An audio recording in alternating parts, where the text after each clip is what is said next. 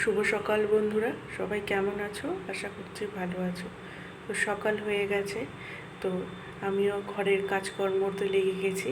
তো সকালে উঠে আমার ঘরের বিছানাটা তুলে মার ঘরে এসে বিছানাটা ছেড়ে দিলাম।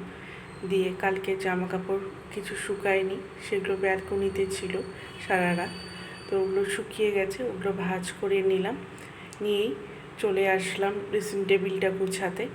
তো অনেক কাজগুলোই করে নিতে হয় আমাকে তাড়াতাড়ি, কেন বাবা গেছে বাজার।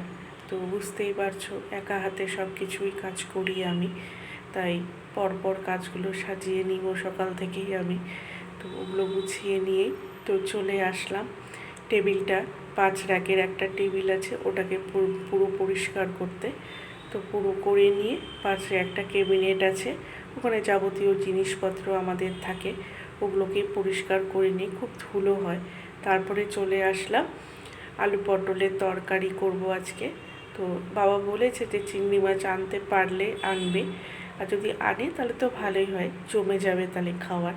তো ঠিক আছে, চলো আলু পটলটাই কেটে রাখি, আর পরে বাজার আসলে না আমি একটুও পারি না। তো চলে এসছে বাবা। তো আসার পরে দেখলাম না চিংড়ি মাছ পেয়েছে বাজারে।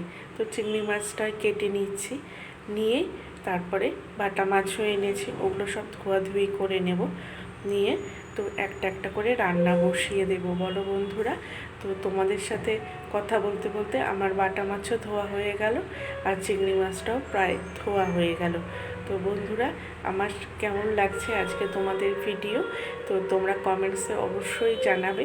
তো চলো কষাতে কষাতে, তো আলু পটলটা একদম ভাজা করে নিয়ে কষিয়ে নিয়ে বসিয়ে দিয়েছি একদম তরকারি।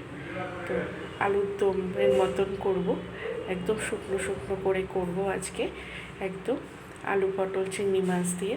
তো করে নিয়ে তো আর কিছু বাসন ছিল আমার, ওগুলোকে মেজে নিলাম।